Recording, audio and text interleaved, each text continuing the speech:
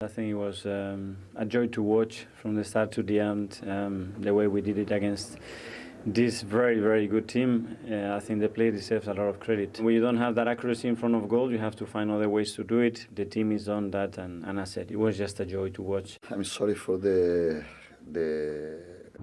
performance, because we are used to playing with different ball possession. We are used to controlling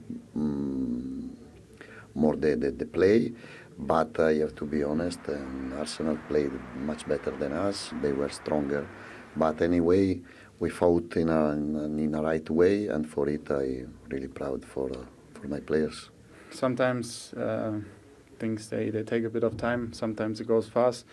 For me, first couple of months were a bit tough, but football goes so fast. You play every 3 days, and I'm happy now, to contribute with some goals and help the team in some ways, and I hope to keep this form going now.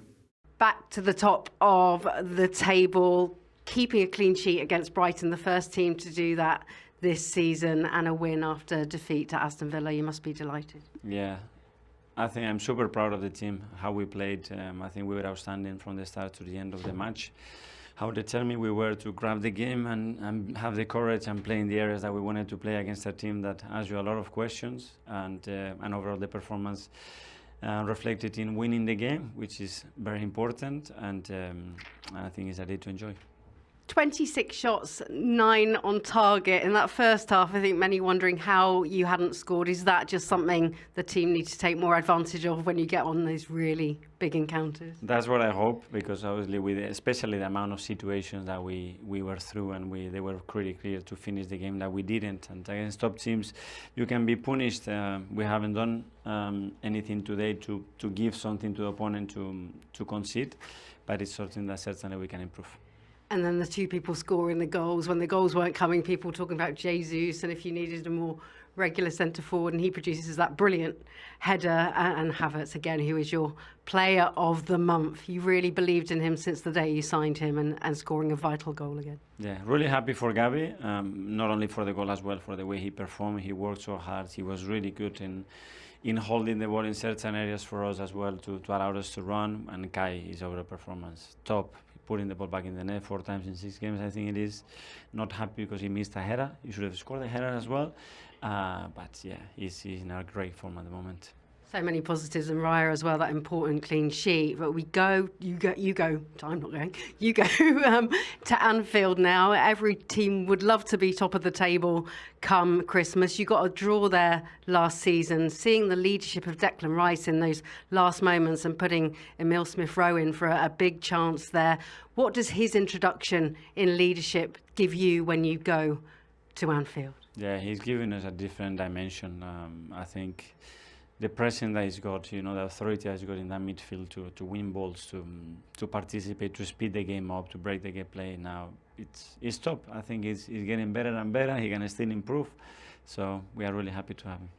And just very quickly, you kept your composure very well today, particularly when Saka could have, maybe Milner should have had a yellow on Saka. I think many believe that. And then White got one for pulling down Matoma, then Matoma didn't seem to be getting one for pulling down Saka. You just seemed to be waving to the referee. Was that yellow fair?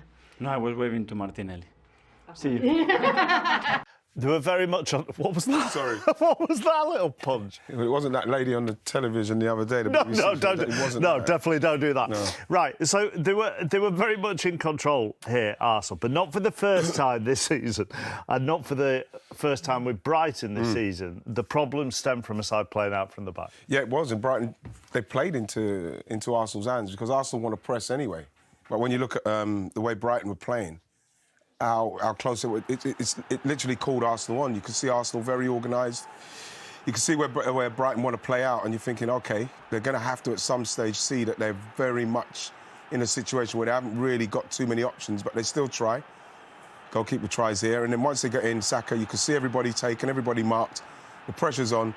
And the only thing that didn't happen with Arsenal in these situations, they didn't actually score from that particular one. And then again, they try it again. And you look at it, you can see they're all taken, everybody's marked up. You think, can they play into the forwards? Because you're thinking, what else can they do? There's no way out. But they still try it. They try it again. They go to the right-hand side this time. They try to play it up the side. And then, again, playing into Arsenal's hands. And they're on the break again. And they're very, very lucky in this situation, Brighton, because when he cuts in, you see, again, Lewis Dunk comes in. He makes a great block from Ødegaard. But, like, it's all Brighton's. This is all Brighton's doing. Look, great block from him.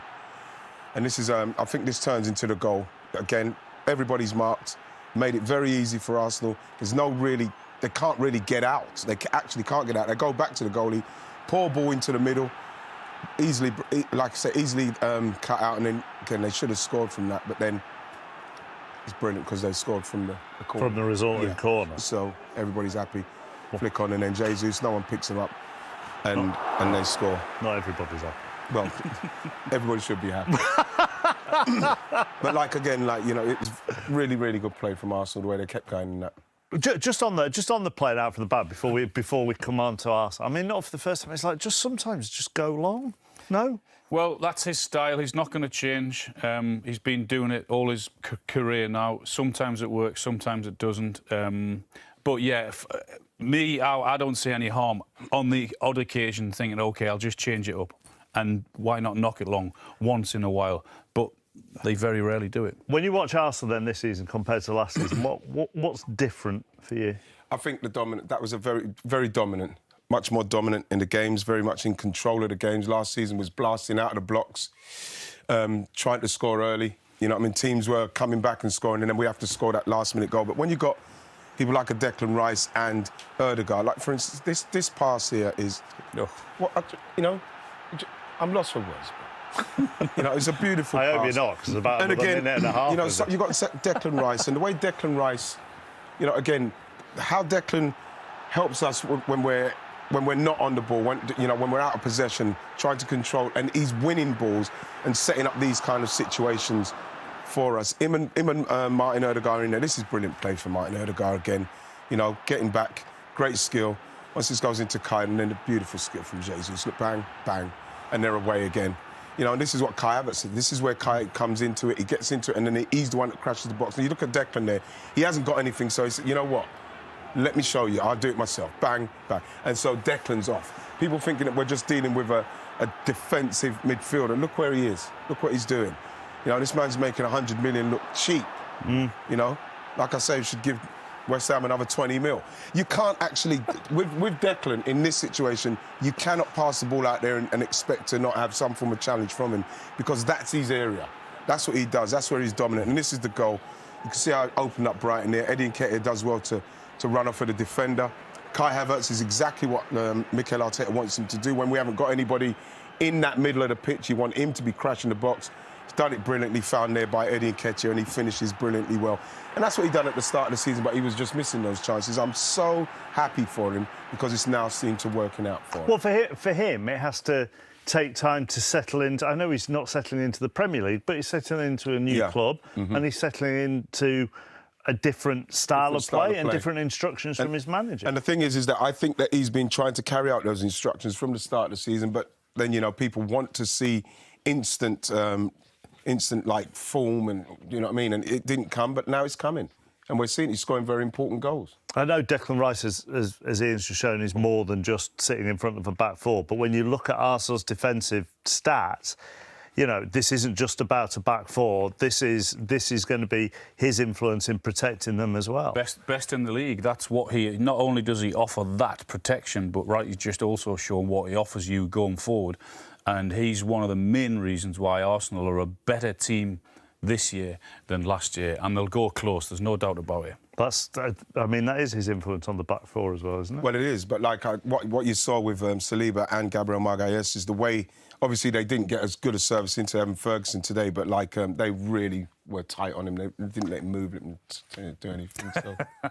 You're in a very mischievous mood tonight. You better be careful. They might get rid of you at the end of the season. To the London Stadium where West Ham took on Wolves, James Fielden was watching.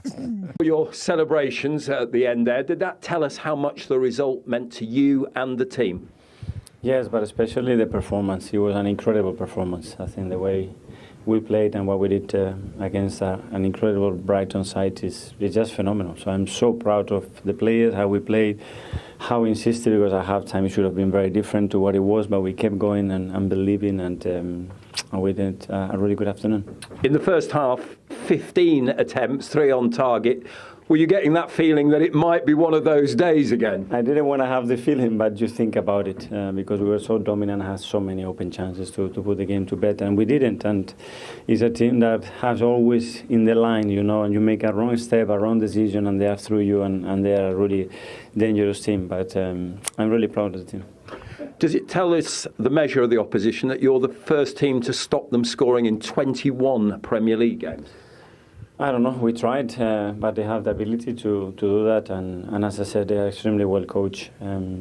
Really good individuals, really good understanding, and yeah, for the performance that we had, I think we should be really proud. You know better than anybody what it takes to win titles and trophies and cups. Did you sense today, particularly from centre-back through the midfield to up top, that all the components are coming together for you now to achieve what you're trying to achieve? Well, there's a lot of factors that depends whether you win or not at the end. What we have to do is keep performing like this and keep acting and behaving the way we do on that pitch with every single goal. It's a joy to play with this crowd as well. It makes such a huge impact and difference for the team, and we just keep going. The margins were fine today, so the second goal was always going to be important. 4 goals in 6 now for Kai Havertz. Is he beginning to show what you always saw in him and bring to the team what you wanted him to bring? In terms of putting the ball in the net, yes, but in terms of the performances, it's exactly the same as it was at the start of the season. You can tell how confident it is and how much he's enjoying his football again, and he fully deserves that. Let's get to the tricky questions. 5 points the gap now to Manchester City. How important is that at this moment in time? I think it's irrelevant at the moment. It's still a long, long way to go. Every game is just a huge battle between two teams. It doesn't matter who you play against, and we all suffer, and we all have to dig really deep to win games, and there's no exception here. The same for us. And finally, there is an appointment next week at Anfield at 5:30. As we speak, you are top of the table. We're awaiting the result there. How crucial will that game be in the race for the title, and how prepared do you think you are, given this performance, to go into that? We will prepare the game to win it and do our best to perform the way we have to do it. We did it last year for a period, and it's not enough to win at Anfield, and we will try to do it for longer periods this season.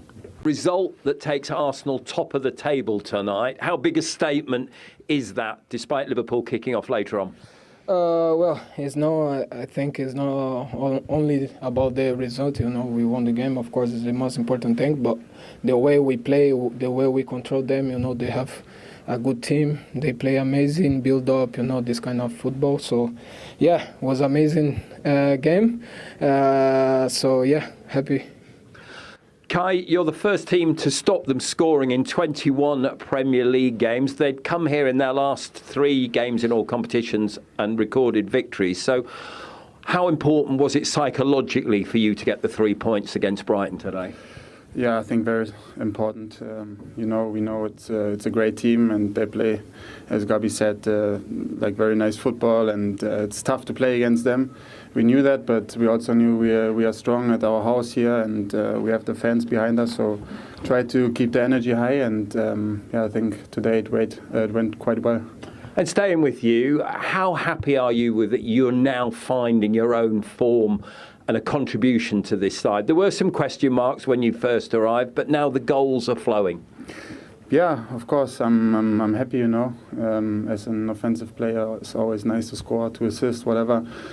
First 1 or 2 months were a bit difficult for me, but I think, I try to get the best out of me every day, work hard, and my teammates also make it easy for me to play, and hope to keep this level going now. Gabby, the second goal was always going to be important today. What has this man brought to your team at this moment in time? Oh, a lot, you know.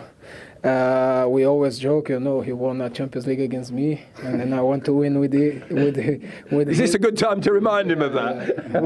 We always joke, you know, and then now I want to win with him and Georgie as well. But he's an amazing player, you know, the way he plays. He's so strong, tall, and then quality, you know, he helped us a lot.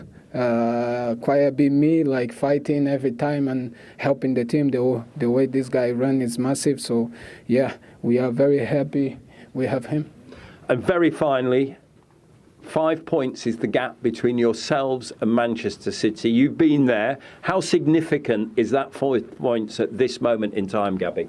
Well, everyone knows about City quality, you know, but we have to focus on our game, you know, our plan. You know, it's not only City in the Premier League, so we have a lot of amazing teams. And Liverpool, they are playing so good. They have amazing teams, so they are there. And also Villa play amazing. They won against us, so it's not only them. Of course, we talk about them because they won all the time, but we have to focus on us. That's it. Well done to both of you. We look forward to Anfield next Saturday at 5:30. Thank you. Thank you. It's very unusual anybody does that to Brighton, but one shot on target, which just underlines the total domination that Arsenal had. And I suppose the only downside from Arsenal was they had so many chances, so much of the ball. Yeah. But Pascal Gross had a great chance with 8 minutes to go to make it 1-1. Yeah, he could have scored. I think it was a wrong choice. Matoma does brilliantly. I think he's a fantastic player, Matoma. But, I mean, Arsenal just put them away today. It was a Brighton reserve side. You know, they're crippled with injuries at the moment. But the manager just sends them out and they play exactly the same way. A lot of trust in how they play.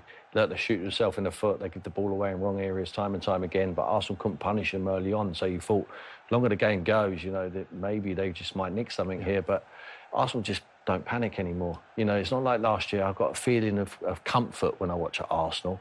I just feel like they know what they're doing now, rather than last year it was a little bit hectic all of the time. I think Declan Rice has helped that. Saliba and Gabriel with Declan just in front. And then when they go into the game, Declan can also drive with the ball as well. Odegaard's playing the best football over the last few months. You know, we see back to his best. Martinelli needs to chip in with a few more goals. And Saka, Havertz, all of a sudden, welcome to the Emirates. You know, he's got 4 in the last 7 games, is it? I mean, if he can start scoring goals, there might be the goals what they need, because everyone criticises Jesus. He don't get enough goals. You know, his all-round game is brilliant, but they lack a little bit of firepower. But I think around the squad, with Trossard as well, when he comes on, he assists and scores. I think they might have enough firepower, I really do. Well, it might be one of those where it's shared out rather than a Haaland. When you have a look at the first goal, they've scored a lot from set pieces. Yeah. I mean, everyone's got a set piece coach nowadays, of course they have. But just the way he sneaks around the back here, look, number 9, completely unmarked, Jesus. Yeah, they get a little bit of luck because it was Van Hecker, the Brighton centre-back, who had a really good game alongside Lewis Dunk, who flicks it on. But listen, he's got himself free, he's in the right position, he anticipates it. You can't really miss from there. What I thought about, I know he's not completely standing still, but that what you were saying earlier about don't rush around necessarily if you're in space. Yeah, there was so much to like about Arsenal. Odegaard, I thought he looked a little bit jaded at the start of the season. This is Kai Havertz getting his goal. 4 in 7 for Havertz. Yeah, but there was so much to like, Mark. I thought out of the 3 biggies that I've watched, Liverpool, Man City and Arsenal, that was the most convincing performance of the weekend. I thought, and I agree with Tim, where last season they looked quite emotional. They were scoring goals last minute, which is great, but it's not sustainable. I think, from a De Zerbi point of view, I wonder if he had a tinge of regret after the game, because he went quite defensive and they played a lot of their football, Brighton, in his own 18-yard box. They tried to play really intricate passing, but Arsenal sort of smelt it and put them under pressure and stepped onto them. Then in the last 15 minutes, he made loads of offensive changes, brought João Pedro on, brought attacking players on, and they nearly got something out of the game, and that's not De Zerbi like. He's normally quite aggressive, but from an Arsenal point of view, it was nearly perfect. Liverpool-Arsenal Saturday at Anfield. Oof! Oof! That says it all. Congratulations. Is that a good point? Well, not bad. It could be better because we came here to win. We are Manchester United, obviously. We didn't have the result we want, so we have to keep fighting, because playing for such a big club is... you have a big responsibility. You have to try to win every game. Today, unfortunately, we didn't win. So head up and looking forward for the coming games. I believe you are the first goalkeeper to keep a clean sheet here since January. Is this one of your best days in a Manchester United shirt? No. I would say no, but like I said, the most important thing is not the clean sheet. For me, the most important thing is the 3 points. So obviously, if you have a clean sheet, you feel nice. Feel good, but it's not only about that, it's about the team. Today we didn't win, so yeah, it's it's a good point. We have to look forward and get ready for the coming games. So the standards are clearly higher than if you come into a place like Anfield expecting to win. Of course, we are Manchester United. So why we start to play the game if we don't want to win? It's better we stay in Carrington. No? If we are here, is to win the game. Doesn't matter against who we play because we are one of the best clubs in the world. So it doesn't matter if we are facing a tough period. But every time you're on the pitch, you have to go with that mentality to try to win. If you don't win, the next game is coming. You try to win again. And I think we have to stay positive all the time because playing for such a big club is not. It's a bigger responsibility. Andre, just before you go, tell me about the goal kicks because we were wondering the theory behind playing out. Are you going short with the centre back every time? What's the theory behind that? About what? The goal kicks, playing short with you and Johnny Evans and Raphael Varane. What were you trying to achieve by doing that? We want them to press because we know they press with high intensity. So, and I like when they press me, they like a high intensity. So I make sure I pick up the right choice, the right moment, and I have to wait for the right mood for my players. So that's why they give me the ball. I look what John is doing. I look what Ari is doing. I look what Rafa is doing. Meno. So my midfielder moving. So I have to pick the right choice, and I have to see if one centre back from them jump to our midfielder. No? So I have to recognize that situation at so soon as possible. So if the defender don't jump, that means we have +1. If he jump, we have 1 against 1 in front. So there are so many things I have to try to scan before. I have to scan before they give me the ball. When I receive the ball, I also have to try to look everything because it's not easy receiving the high pressure from Salah and Nunez. It's nice, we are used to do this, and I like to do it. Thank you very much. Well done tonight. You're welcome. The players were brilliant. How they were together, how they stick together, how they were in the fight. We could even win this game, but I think we defended very well. The main thing I don't like is obviously the result. We should have won this game, but we didn't. That's a fact. And you are not sure you can create more finishes in a game against Manchester United. But if you have that number, a few more should be on target. A few more clear-cut chances should be there. We had enough. When we're intense and we apply ourselves to the absolute maximum that we can do, in my opinion, and we've showed that we can beat anybody. It's just doing that relentlessly every 3 days. Points not enough. Playing for this football club, and we want to do more, and that's been the sole focus in that dressing room. Just finally, I would like to ask you your opinion of the red card, which was obviously 2 yellow cards, both for dissent. Must I say something about that? No, I leave it. Maybe you will. You can do it. God, that was terrible, wasn't it? I can't believe you've put it through straight to the analysis. It wasn't a great game at all. No, that's being polite. No, but you have found something to praise. Yeah, I just think defensively with Varane and Evans and Shaw, I think that would be the biggest positive after what's happened in recent weeks. I thought they were set up really well. I mean, and I know that Liverpool in the end played into their hands with putting so many crosses into the box. That played right up their street because they're very good at that and they controlled that and they won the vast majority of headers. Evans gets it away there. Their partnership, their understanding of each other, their positioning, the both of them I thought were really good at times. I mean, Man United didn't play that well at all. But I think this is the one thing they did really well in terms of defensively, getting men behind the ball and then last-ditch tackles like that. And it was an improvement for what we've seen against Bournemouth and against Newcastle in recent games. And at least they were there and they're willing to put their body on the line like that with Shaw, who did it also. So. And they're experienced, aren't they? You've got 2 experienced centre-halves and an experienced left-back. Yeah, and when you're going to do that, and when you're putting that many balls in, as I said, like that, then these two will enjoy that and will enjoy that battle, and they certainly did. You said it, the experience that they showed. I mean, Varane hasn't been in the team. No. He's been playing Shaw in there ahead of him for whatever reason, but I thought those two were really good today. Virgil van Dijk said to Sky after game that there was only one team trying to win it. I think Man United did have chances to win it in the end because they didn't take their chances, Liverpool. And I think that where Man United are right now, I think that's a fantastic point. Because you can see that if you are organised and you play against Man United and you've got a proper plan and you're clinical like we saw with Bournemouth, you'll beat Man United. But today, I thought that they defended brilliantly, like we just seen, but they just need to be able to finish those chances because they had a couple today that they should have taken. Yeah, and that's the thing, isn't it? You keep them at bay, keep Liverpool at bay, and then if you do create a chance, you've got to take them. Well, the thing is that the way they opened Liverpool up here, you can see what they're capable of doing. Look how easily they've got through them there. Great run from Garnacho, and in the end, Trent just gets a toe on that one, but I just couldn't quite get in front of him so as he could get across Trent, so as he couldn't get that tackling. But I think this was a fantastic chance, and this is where you do feel for Højlund because he ran and ran and ran to no avail today. And this is what you do. You might get this chance late on. You have to take that chance. Man United needs someone now who takes that chance because all of a sudden that's 3 points. You wouldn't say they played well and they deserved it, but you get a player who can take that half chance, which they're going to need to do. OK, well, look, how hard is it? How hard is it in a game?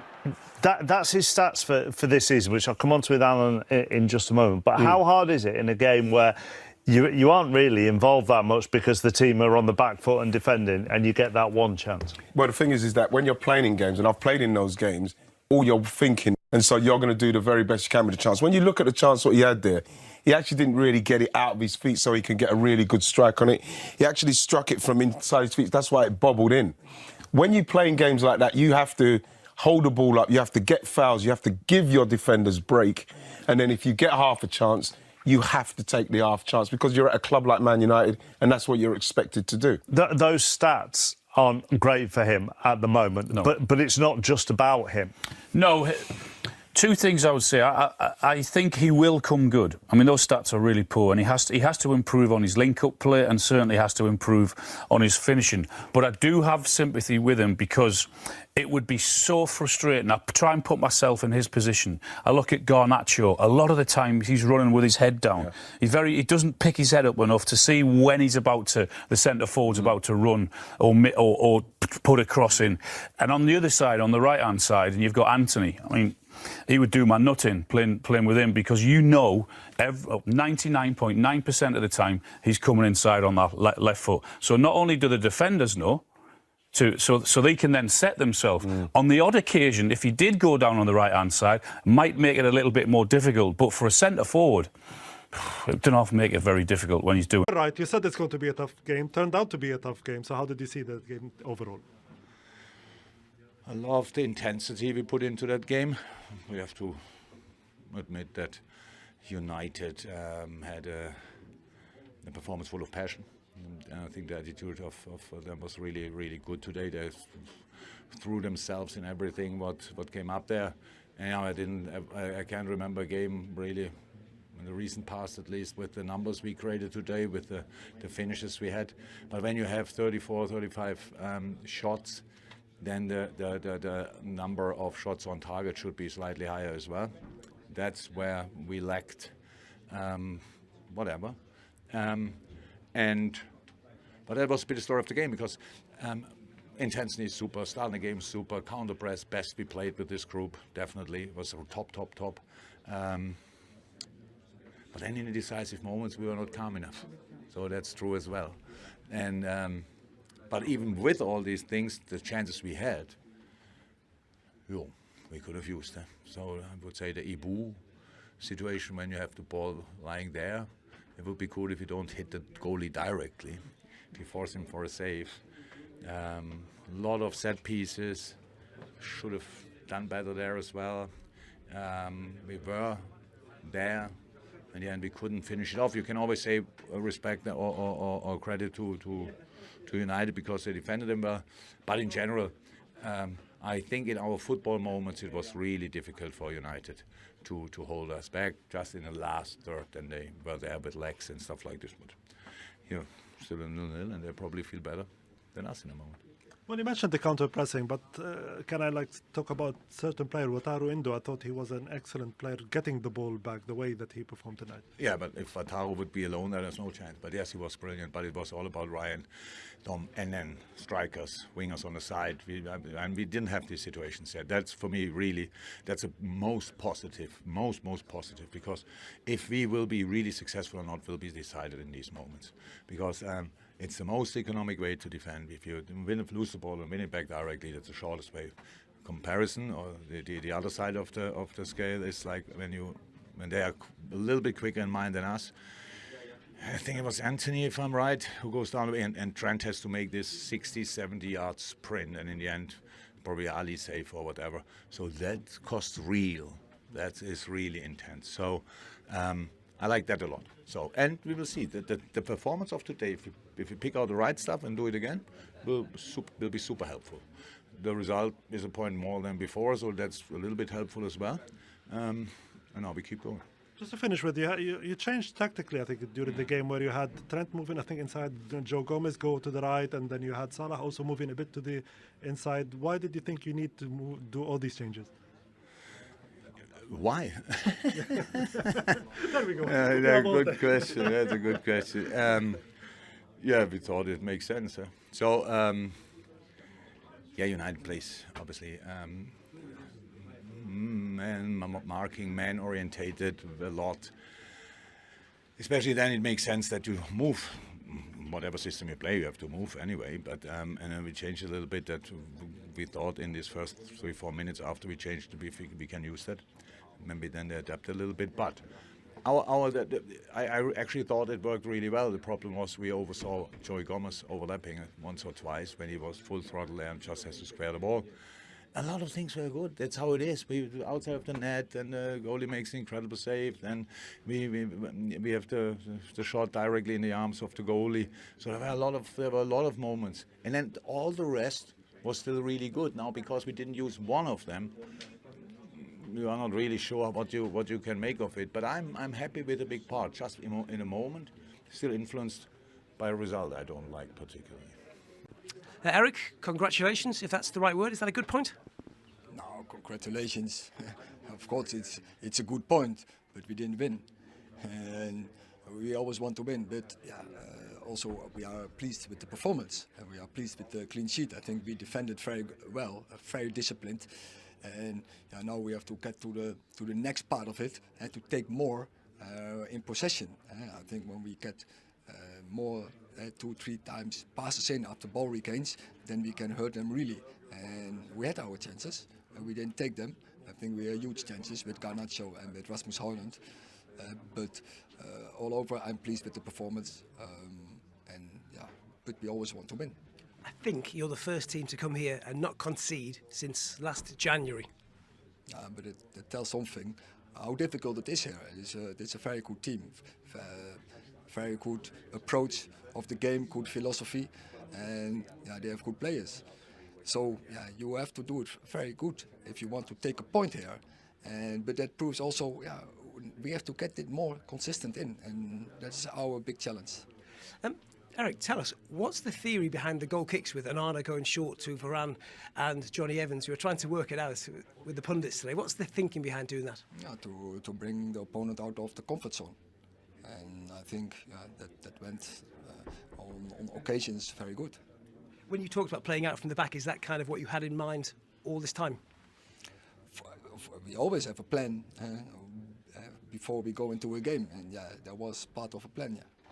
The sending off for Diego Dallo, have you spoken to him about it? Was it 2 dissent incidents, the same incident, if you like? You make your opinion from it. I genuinely didn't know. I thought he got 1 book and then he seemed to be off. So judge it. I leave it there. Thank you, Eric. Well, this has been a fixture of the last few seasons with so many extraordinary results. 7-0 last season, a 5-0 to Liverpool at Old Trafford not that long ago. There was a 4 in there as well, that we were bound to get a bit of a stinker at one stage. But that's not to take anything away, Tim, and we've got Tim Sherwood and Don Hutchison with us this evening, to take away from Manchester United's their heart, their discipline, wasn't it? Their shape, the fact that for them to get a point in this game today was actually quite a result. Yeah, you can't criticise the endeavour, certainly, and the game plan.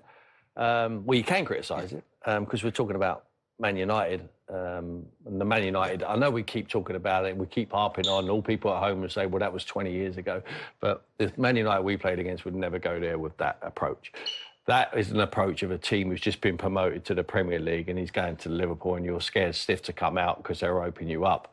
So, look, it's a shame that they have to go with this approach, but that's the way Man United are at the moment. They're a counter-attacking side. They have no plan in possession, but out of possession, they were a lot better today, and they did play for the shirt. There's no lack of effort there today. Whereas before, certainly in the game at home against Bournemouth, I saw a capitulation from some of them players. So today, you have to, it's a tick in the box. It's a good draw, and everyone expected them to get beat. Yeah, all their fans expected them to get beaten. All their fans were talking about, oh, we'll take it if we only lose 1-0 or 2-0. So. Yeah, I mean, you have to take into consideration they've been dumped out of the Champions League, were awful against Bournemouth, lack of commitment against Newcastle, off the back of everyone talking about the 7-0 last season against Liverpool at Anfield. They were a wounded animal, so it was totally understandable how they went to Anfield with Banks that wanted to sit in and Højlund and trying to use Rashford with 20 minutes to go. The last thing they were ever going to do was open up against Liverpool early on, because Liverpool started like you wouldn't believe. The first couple of minutes you thought, right, this is going to be a long day for Man United, but they weathered that storm. They grew in a little bit of confidence, and I think what you take from it, from a Man United Ten Hag players, fans point of view, is you've gone to Anfield, you've stopped them from scoring, you've come away with a point. Now can you build on that? Now when you go to West Ham and you play Villa, can you have a different approach and go and win the games? Because you've shown you can do it, because you've done it against Liverpool. But when I watch Man United this season, there's just been a roller coaster of, I don't know what I'm going to get. But there won't be a different approach, will there, Don? We know that. No. There won't be. I mean, I find it hard to watch Man United at the moment because I want them to be great again. Yeah. And I honestly mean that. I want them to be the big club, what I remember, and I want them to go toe-to-toe with anyone they play and not be scared. At the moment, they're like scared. I saw in the Champions League game when Bayern Munich were in second gear and they frightened to come out just in case they got picked off. And it was almost like a moral victory. They got beat 1-0. You know, but they're bottom of the group in the Champions League. It's been a disastrous season. They need to plan to go forward. And I don't believe, on the evidence of what I've seen this season, Ten Hag is the right man to take them forward. They have to give real belief. We're not talking about poor players here. We're talking about international footballers. Now, if a De Zerbi is a good example for me, if he's manager of Manchester United, he would never go there with that approach. He takes his Brighton side with loads of injuries anywhere in the Premier League and he gives them the confidence to go toe-to-toe with whoever they play, and they have their own playing style and you can recognise it.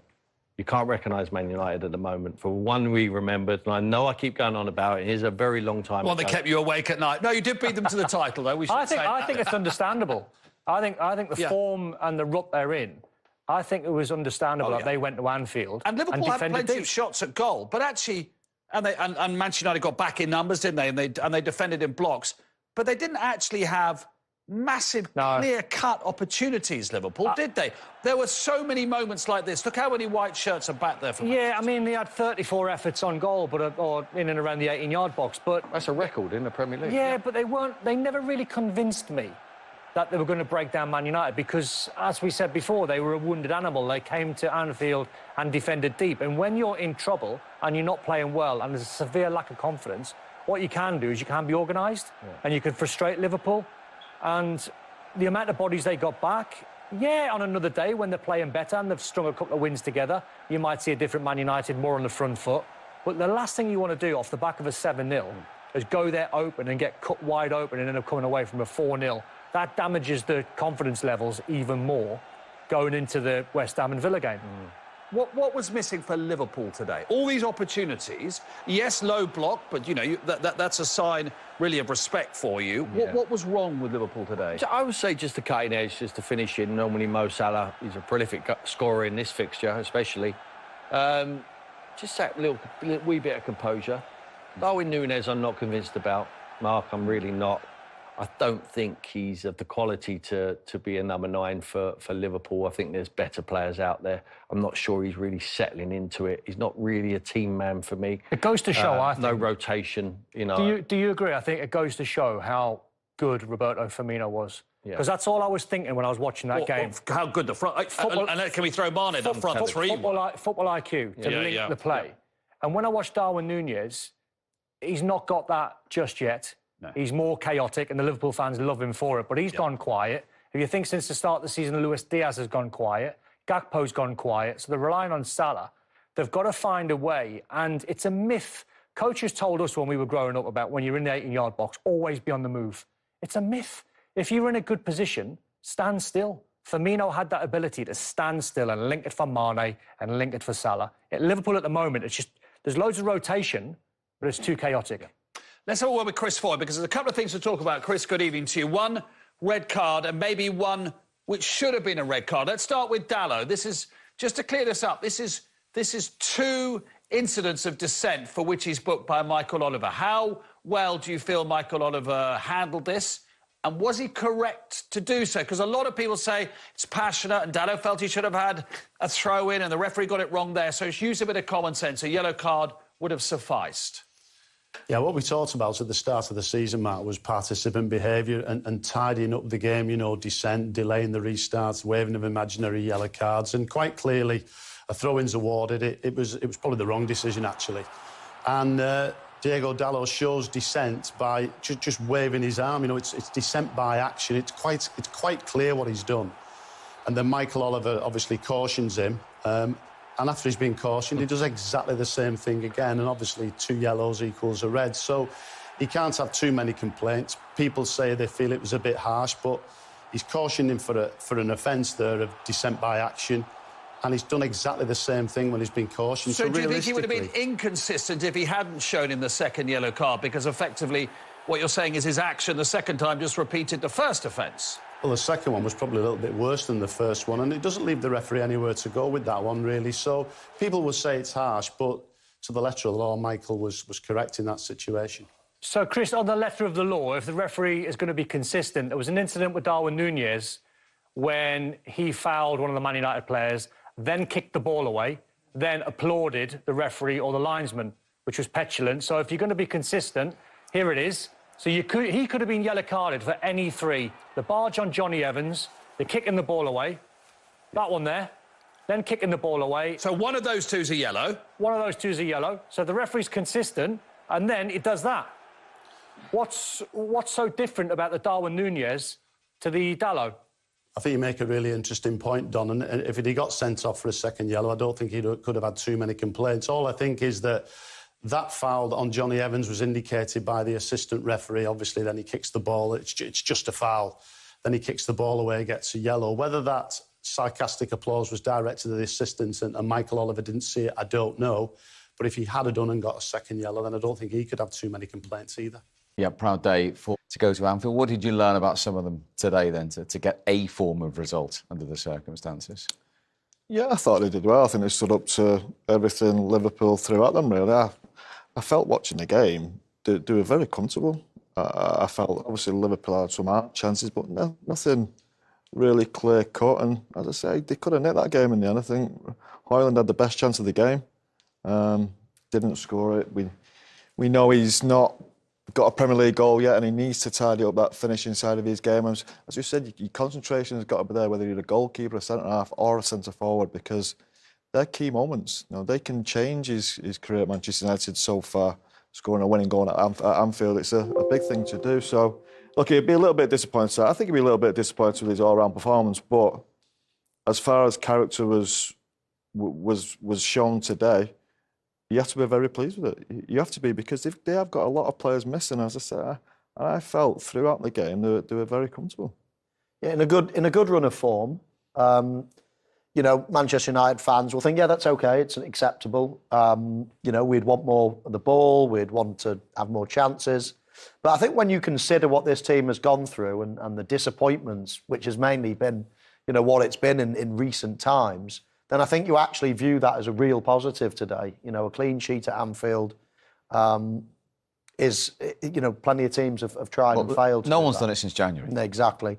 Now, when you're a good team anyway, when you've got good players, and when you're a team like Manchester United coming to town, it's what you'd expect in many ways. The way they set up, it was a tough midfield to break down, not much creativity. But I think you've got to go away from that being in a positive mood if you're a Manchester United fan, because there hasn't been much in recent times. Something to build on, I guess so, but I'm tired of hearing that, I guess, for a long time now. And the only downside I'd put on it is that that's not the hardest thing in the world to do. I know not many people have, but the hard thing to do is to build a team that can go out and literally keep the ball, take the game away from teams. Build a team like Pep Guardiola, build a team like Mikel Arteta's doing, or Jurgen Klopp, and have an identity and whatever. What Manchester United have done is something, they've achieved something, not conceding a goal, but just to go somewhere and just to defend and hardly to get a chance. Yes, they might have had the best chance, but Manchester United fans will want more, and they will need to build to having more. But it's a positive, as I say, a point at Anfield. And you have to accept that what was available to the manager today, that was the plan to get something. It's not a long-term plan. For today, let's go to Anfield, let's try and keep a clean sheet, stay in the game and get a result. Yeah, that was definitely the plan. And I think probably the expectation helped United a little bit, or the lack of expectation helped United a bit, because everyone's thinking it's going to be 2-3. Well, we all thought that before the game, and they stood up to the test really well. Tonight, he is a very attacking coach, and you've seen in Champions League games this year almost a little bit too attacking, and they've paid for it. They couldn't afford to do that today, and that's just the position they're in. Where they've been this last couple of weeks, obviously going out of the Champions League, a terrible result against Bournemouth at home. That is the kind of thing they had to do. They had the 7-0 loss from last year.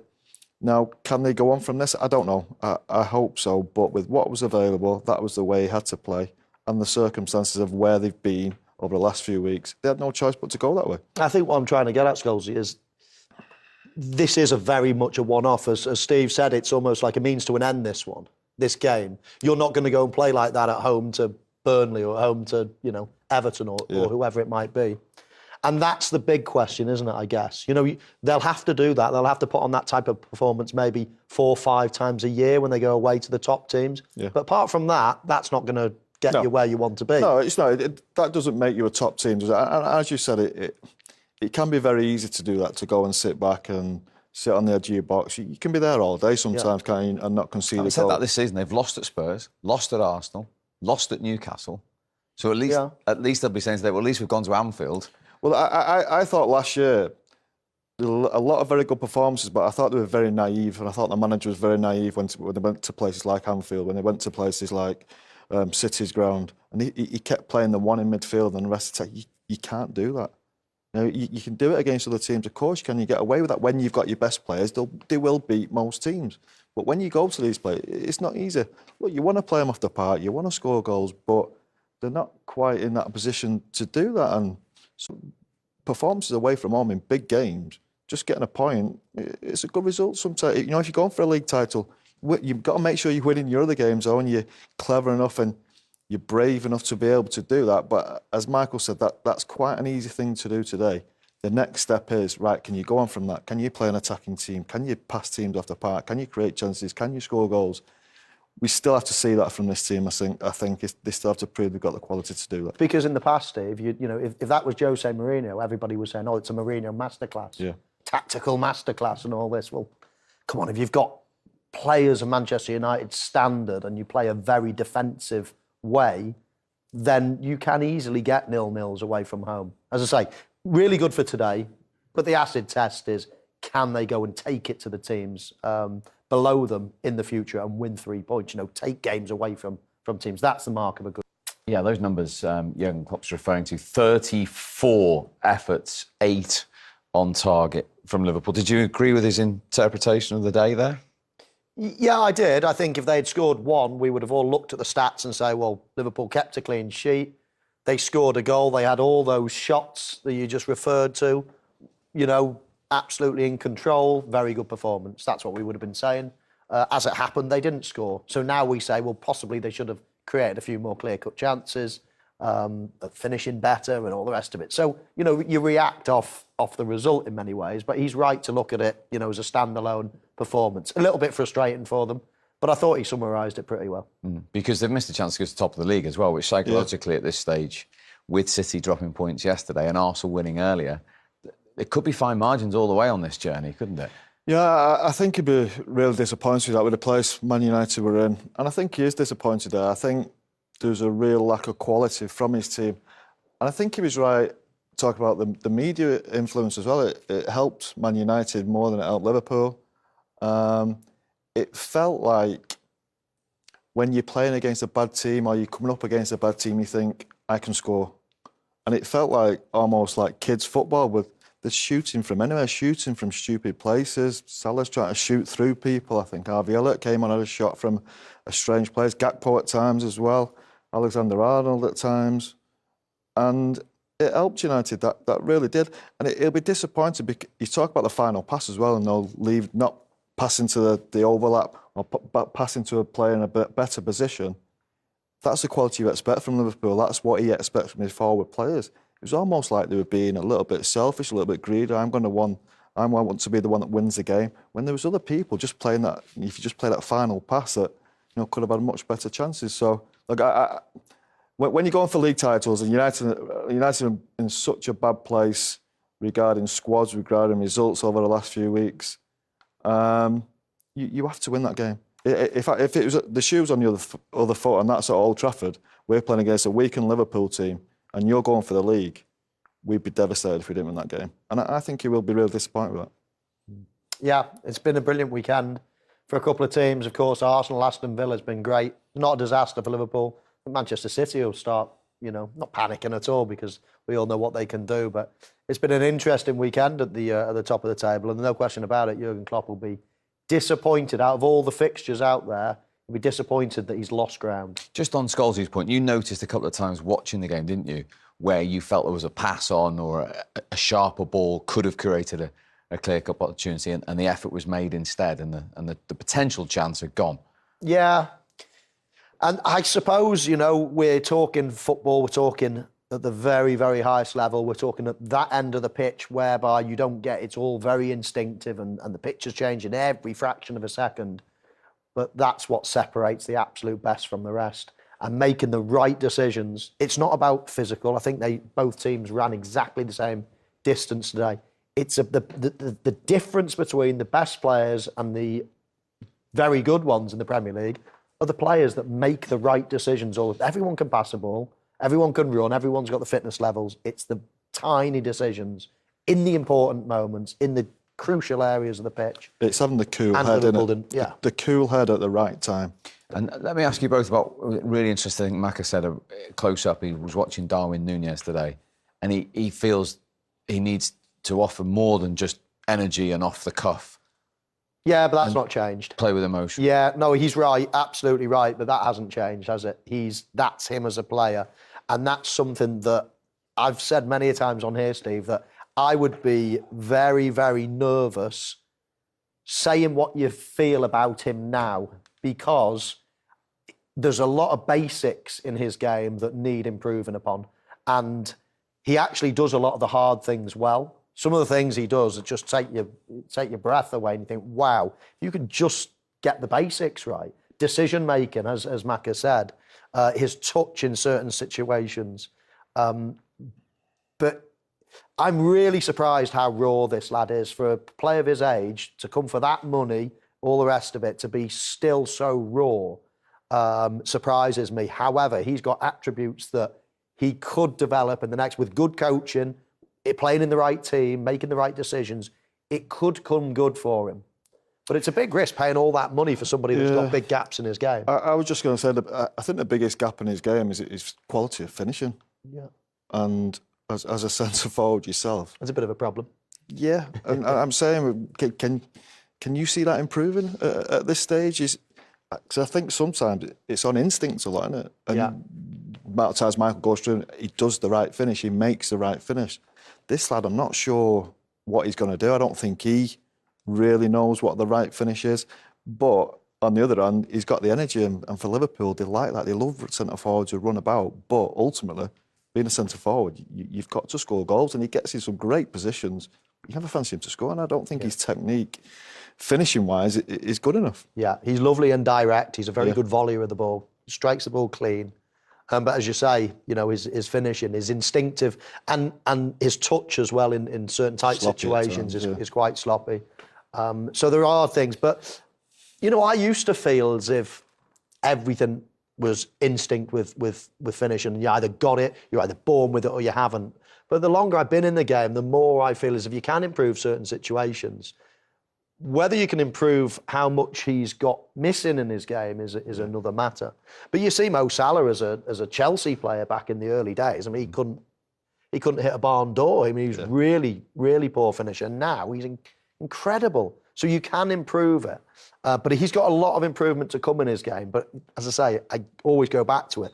He does some things that take your breath away. So you know, he could make you look silly if you poured scorn on his game. I think as a centre forward, though, finishing, it's all about having that clear head at the right time.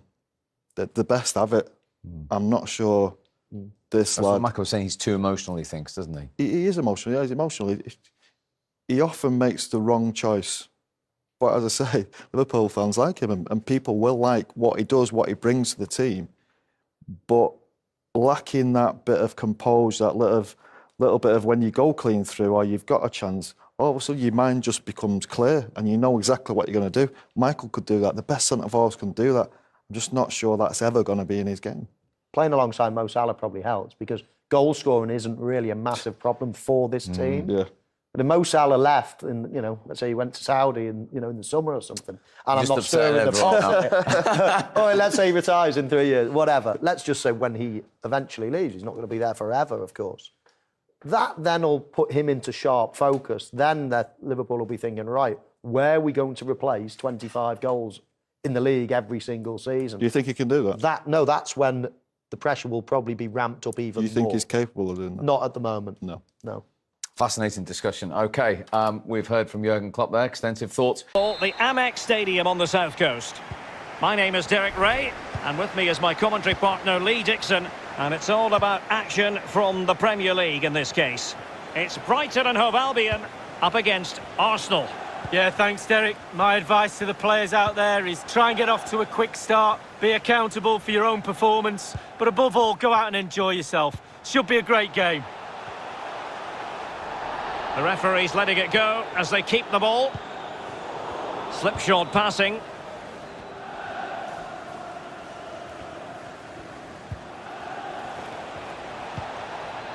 Thomas. And promising stuff. A real opening now. Oh, what an opportunity. It's been squandered. Well, you dream of 1v1s as players. He's had one and he's squandered it big time. Here are the starters for Arsenal. Thomas Partey starts with Granit Xhaka in the centre of the pitch. And leading the line today, Alexandre Lacazette. Just the clearance that was needed. Dangerous ball. Disappointing cross and gobbled up by the keeper. Trossard. Byrne. Regained possession.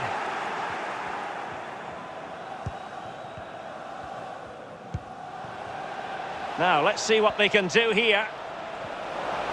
And space for the cross. Lacazette! And not cleared away properly. In it goes at the second time of asking. But the goalkeeper won't be proud of that moment. Well, let's have a look at that replay. As a defender, all the defenders in the box, you've got to be a pessimist. You've got to expect something bad to happen. It's back off the keeper, and now it's in the back of the net. 1-0 then.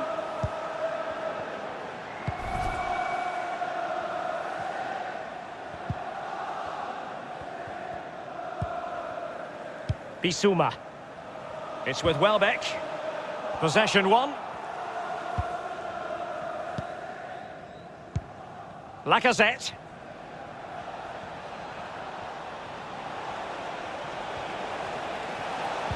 Can he put it away? And another one! 2 quick goals! Will it turn out to be the 2-punch knockout? Well, here's the replay. He didn't panic, did he? Decent strike, good technique, bread and butter strike, really, but it's in the back of the net.